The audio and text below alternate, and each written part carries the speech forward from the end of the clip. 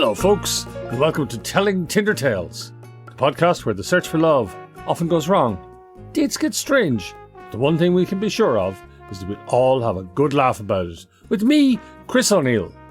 And me, Thomasin Lockwood. Every episode we invite a guest to call in from somewhere in the world to tell us their dating tale, and then we ask them some questions about it. Indeed we do. So Thomasin, who have we got calling in this week? Well, Kris, this week we have Kris with a K, as opposed to your Kris with a C. Kris, thank you very much for coming on the show with your special K. Please tell us where you're calling from. Tell us a little bit about yourself. Yeah, thank you. I'm very happy to be on the show. I'm calling in from Bristol today. And my name is Kris, as you said, with a K, but my friends call me Belgian or Belge. Belge? Yeah, because I'm from Belgium and they don't have any imagination. Mix it both. Wow, that's your one defining trait. Yeah, that's right. All I've got. My nationality is my identity. The Flemish part or the French part? I'm from the Flemish part. Woohoo! Can you say something in Flemish for me right now? Het is fantastisch om deel te nemen aan deze fantastische show. En bedankt ervoor. Thank you. For anyone who doesn't speak Flemish, Kris was saying, you are a beautiful woman. This is the best podcast in the world. So thank you very much for that. I'm sure you'll get some Flemish people calling in going like, no, that's not what you said. We welcome comments from our audience. Right. So Kris, would you like to tell us a bit about yourself? Yes. So I am... obviously was living a peaceful life in Belgium and somehow ended up here in the UK. I'll talk a bit more about that later. I make animation films and I'm a visual artist. And I work a lot with energy, do a lot of energy work these days as AI is more and more eating up the art world. ChatGPT can't do Reiki. Exactly. That's my hopes. I hope it doesn't learn. Yeah. Love. I did hear of somebody during the COVID doing telephone Reiki, which I think is stretching it, and I am quite sure AI can do. Yeah, I'm sure the radiation of the phone probably does more than actual Reiki to your body. Yeah, I'm feeling a warm glow on the side of my face. Okay, well, Kris, when you're ready, would you like to tell us your tale, please? Yeah, so it's it's a bit of an international tale of romance spanning the world. And it starts somewhere in Brazil, in Jericoacoara, which is like a tiny beach town that normally only Brazilians go to. And I was wandering around the dunes and I met these two weird English guys. One of them apparently was on your show already. Friend of the show, David Waldman, Waldo. Waldo! Oh my gosh, yes. Waldo was on our show. That was episode 7. He told us a story about a woman that he never actually met dumping him. That was, maybe she was AI, I don't know. Maybe he needed some energy work. But oh my gosh, what good old Waldo. Lovely. You know, it's always a good story if Waldo's in it in one way or another. Absolutely. He's the Cupid of the modern day. Right. Is he? So basically met Waldo and our other friend, Toby, which I didn't know then, somewhere on a caipirinha stand, and just started chatting the normal rubbish that you chat to people on holiday. Drunken banter, and it's a bit like a ping pong game where you hit a ball and they hit it back, so you hit it with a bit more effect, and after a while you're just like in this very funny exchange. And we decided then and there that we really liked each other and we're going to be friends. Now this is not where the romance comes in yet, but they told me like, oh, you need to come to this festival in the UK called Secret Garden Party. But what I didn't know, that 3 months before that, the same 2 guys were in India on a motorbike trip.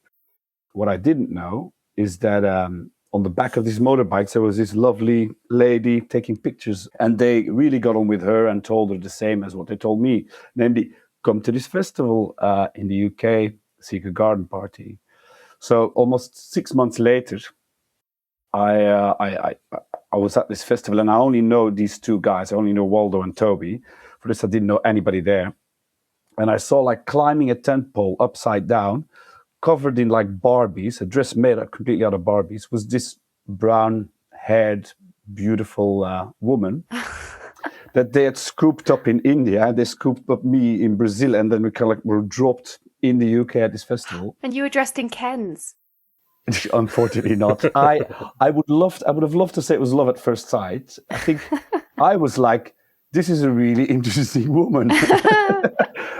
She was like, yeah, he's all right. And then we started this lovely friendship. Mm-hmm. And it went on for 3 years until I was like, this friendship's great, but what if we get together? And she's like, oh yeah, but it'll maybe ruin our friendship. And I was like, no, because we can be friends and have sex. So it's better. It's like more 2 in 1. And she said no and sent me back to Belgium. So I went to go get on my Eurostar. And when I arrived at the gates, tried to get on my Eurostar, really heartbroken. And they wouldn't let me on the Eurostar. And they said, like, no, you're here too early. Your Eurostar's tomorrow. Oh, and I was like, oh. So I immediately ran out, immediately called Alice and go like, do you want to go for a drink with me? And she's like, I thought you were off on your Eurostar. She agreed to go for a drink with me. And then we pretty much negotiated having sex, because I was like, look, if it's really bad, I have to take a Eurostar tomorrow and you don't have to see me. So, and it was almost that she's like, oh, okay, fine. What's the worst I got to lose? And that's 15 years ago. Wow. And we've been together ever since. Yeah. Fantastic. That's Fantastic. excellent news. 15 years late for a Eurostar. Yeah, and then obviously after living in Belgium for a while, she was like, oh, I can't deal with this long distance relationship. We're going to have to step it up or call it off. Mm. And I was like, cool, do you want to move to Belgium? She's like, no. I was like, well, yeah, I didn't think you should be that certain. But she's like, oh, I don't speak the language and I don't know anybody there. And I was like, okay, fair enough. And I was like, well, I was going to go to Berlin and move there. So do you want to move to Berlin? She's like, no, I don't speak the language and I don't know anybody there. And I was like, well, you only speak English. So then, yeah, it was clear I had to pack my bags together, get my last Eurostar over there. And that's when I moved to the UK. Wow. Yeah. Wow. I wonder what would have happened. What kind of life you would have had if you... In Belgium. Well, yeah. She would have hated it, I can tell you that. No, I mean, if the Eurostar had worked out, if you'd gotten on that train. Exactly, yeah. I don't think I would have gotten the courage to come back and try again. No. Yeah. No. So many sliding doors to kind of lead to that situation. Yeah. I mean, from Brazil to literally completely the opposite of the world, and then to meet in a field somewhere in the UK. Mm. That's a pretty weird and extreme form of matchmaking, traveling on a motorbike around India to nab one person and then going to a beach in an obscure location in Brazil to nab the other person. It's very extreme matchmaking. Yeah, I don't know if they do this for a living, these guys, but maybe they travel the world and try to kind of hook up people together. And you say that your partner's name is Alice? Yes. So let me get this straight. You were invited to the UK to go to a secret garden party with a girl called Alice in a land you didn't really know, with odd characters like someone called Waldo. Were you in Wonderland? Like, what kind of a place was this? And secondly, you kind of glided over the fact that she you first saw her upside down. Like, what are you talking about? Well, we did follow the white rabbit. Yeah. Too many times. Back in the days, we did like to get dressed up and we did like to go to festivals. And so I, on my side, did that. She, on her side, did that without knowing that. So she made an outfit out of Barbies, called it Barbie. Like a Barbie. And I don't know why she was climbing up the tent pole, but I was very impressed. You never asked her in all the 15 years. I don't think she knows. She didn't seem to be in a state that she'd have an explanation that would make any sense. So just to clarify, you guys weren't breaking the dress code. Secret garden party was like, we invite all sorts of outfits and behaviors. Oh yeah. Because we would then continue to move on with all the people that we met there to start an art collective called Suck My Rock, and we would make immersive photo booths, which basically is a bit like a freak magnet. Because everybody who gets dressed up, they're like, oh, can we take pictures by the bins? Or shall we go to that enchanted forest over there? Yeah. And that's where we get them. And then it turns out years later that all of these people are our friends now. So it's a bit like the bait you put out is the people that you'll It sounds meet. like a honey trap, except you actually get the honey at the end. This is like... Yes. slow- And a good picture of you in a costume as well. Yeah. And if you're lucky, the love of your life. Do you have pictures of you guys from that day? Yeah, actually, I do have a picture. I think this is when I just met her, and she's putting lipstick on my lips and some makeup on my face. Thank God you said lips. Yeah, on my face. And I'm the worst person to put makeup on because I'm very twitchy if somebody pokes a pencil in my eyes. Very bonding. I'd love to see the picture.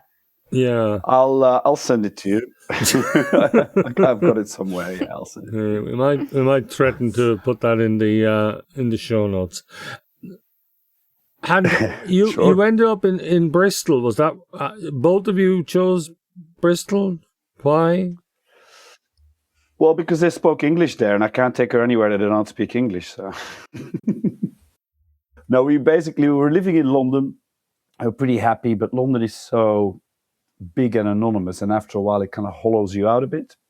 So after 5 years, for me, 5 years there, we sold up everything and bought a one-way ticket to New Zealand. Ooh. And then in New Zealand bought a van, did it up and lived in a van for a year. Whoa. And then when the year was over and we arrived back in London and we went to see a friend of ours show in the Victoria Tunnels. Mm. And we're sitting on the tube looking at each other with our backpacks on and going like, yeah, we can't do this anymore.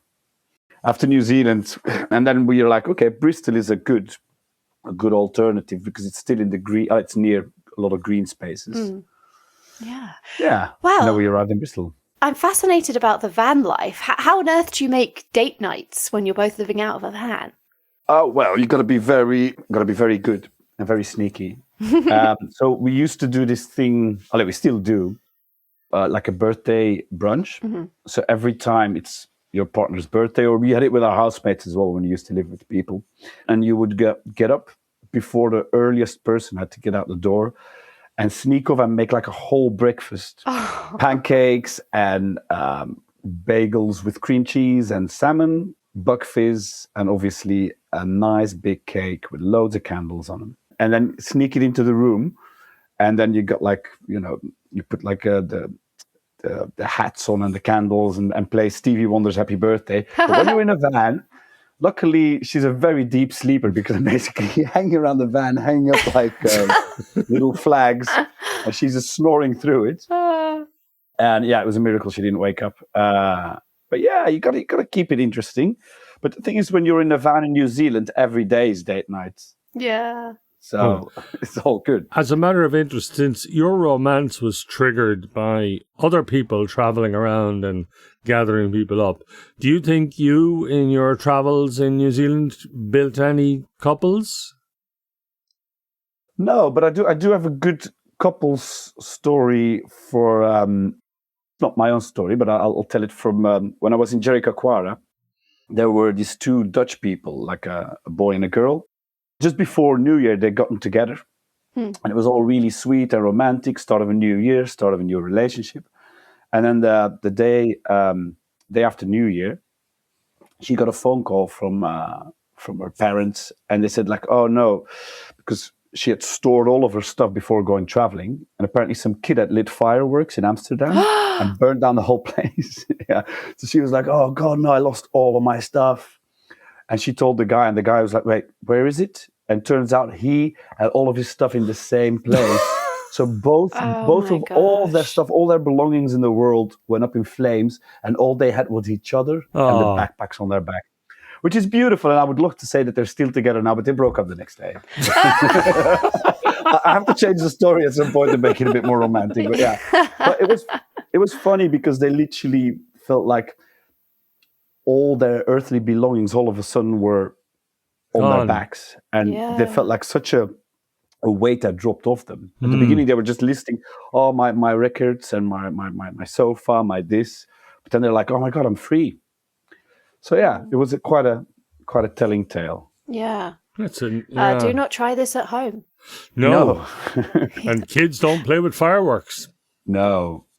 What I would like to know a little bit more about is, what do you think it was on this sort of last chance saloon date when you were early from the Eurostar? What do you think it was on that date that really changed things for you and changed things for Alice?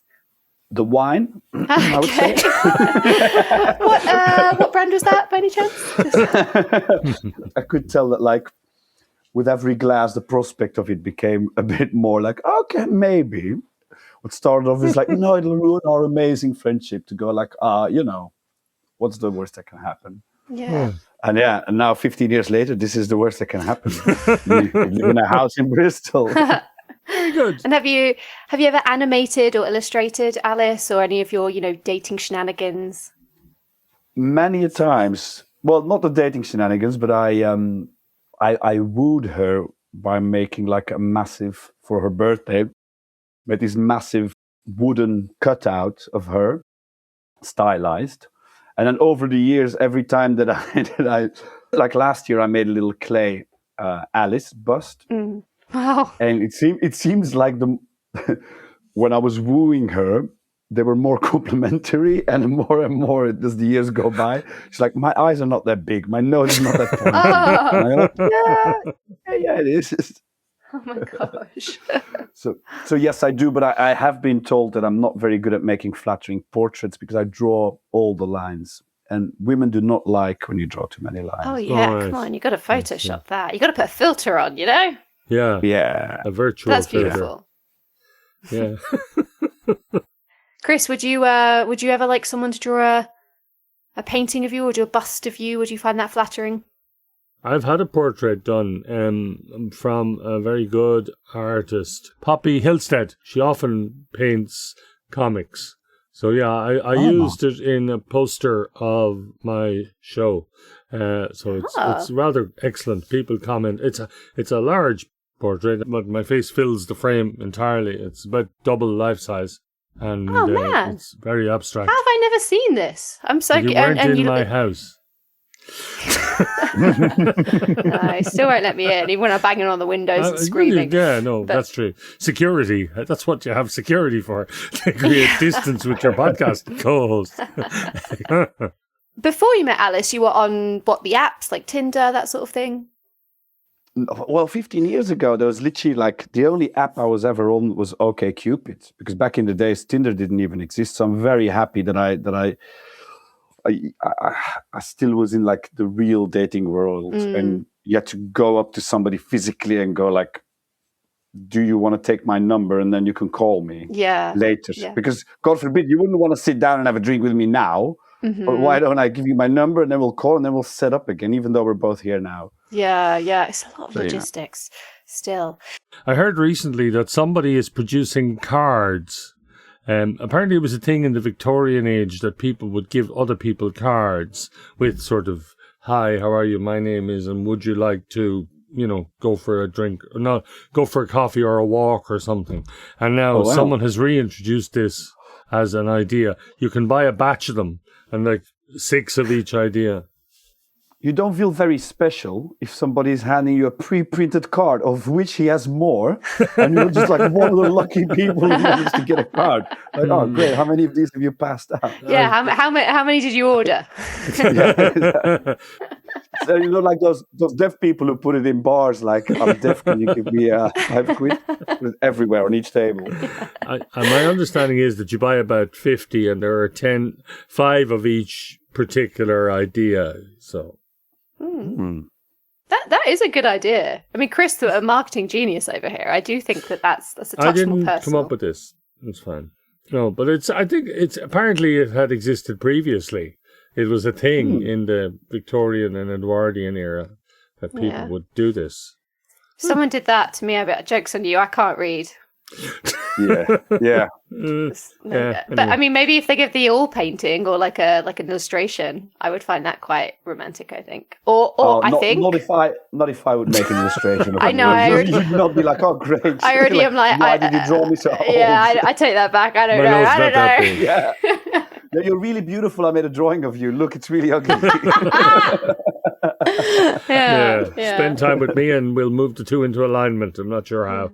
Yeah. And Kris, when did you get into your energy work? Because I'm wondering if you ever try to use that in your dating, like putting out good energy. Oh, yeah. I think it's mostly, I think she fell for me because of my energy. So I've got ADHD, so I'm neurodiverse.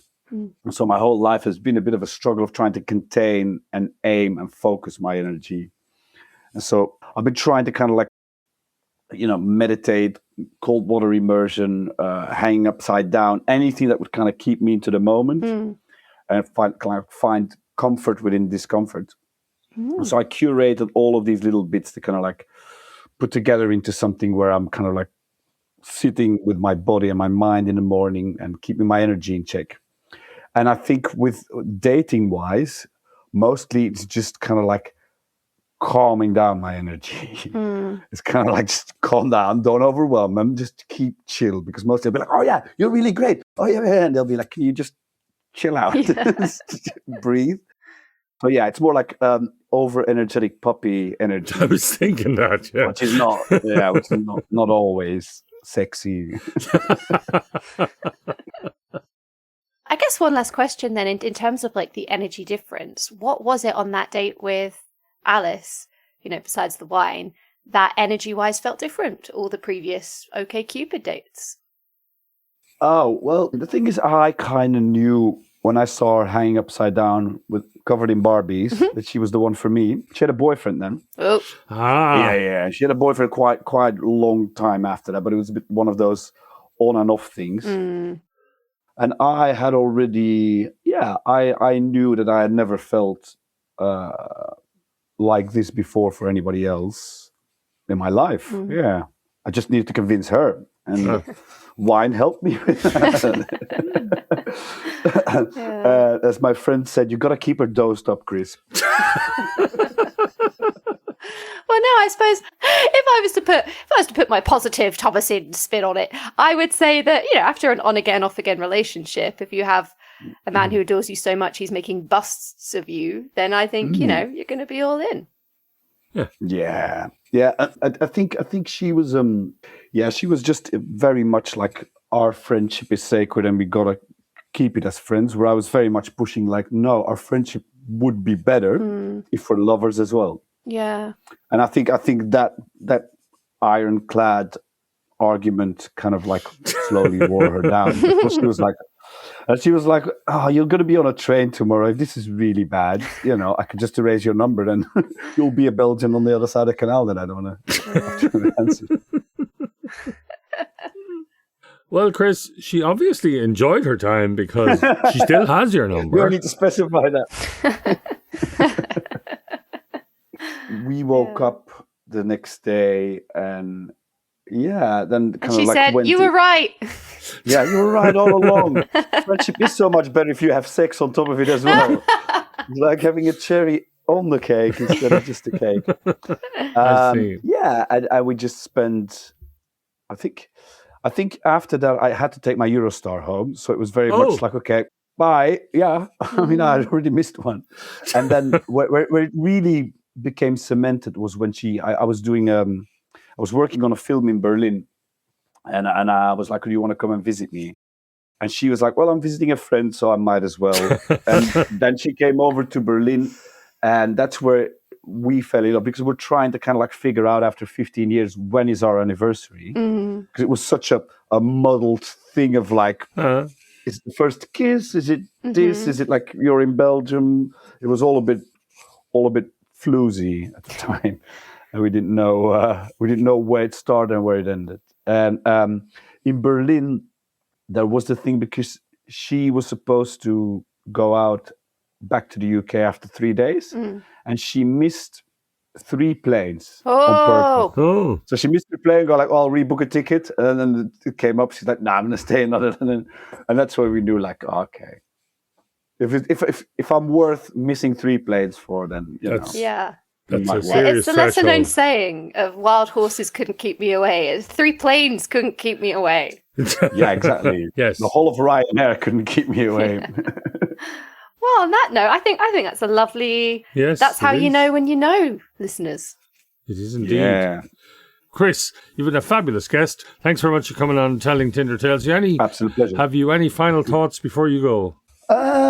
Yeah. I want to let people know that, you know, even if you can't find love in your immediate surrounding, just find 2 weirdos somewhere and make them lead you to it.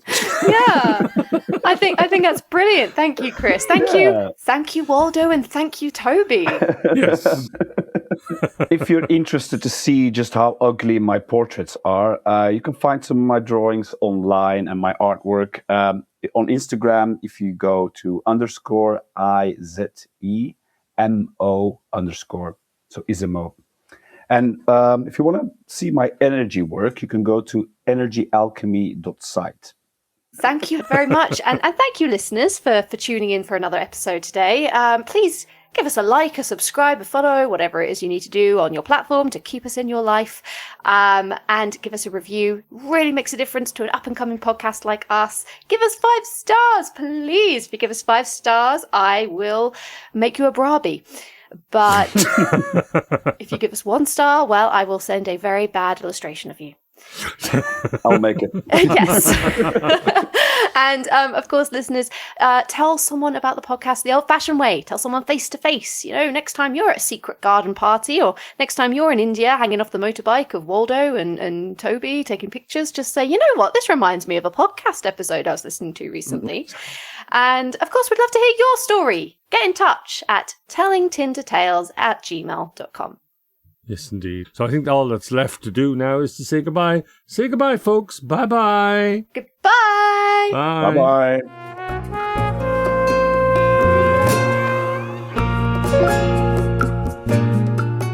Telling Tinder Tales is hosted and produced by me, Kris O'Neill, and Thomasin Lockwood. Produced and edited by Lucy Regan, with music by Kinkas Moreira. It's a Jesters Comedy Dublin production and is no way affiliated with or endorsed by Tinder. If you have a story to tell, please get in touch. Details are in the show notes. And if you like us, instead of swiping right, follow us on Instagram and or TikTok at Telling Tinder Tales.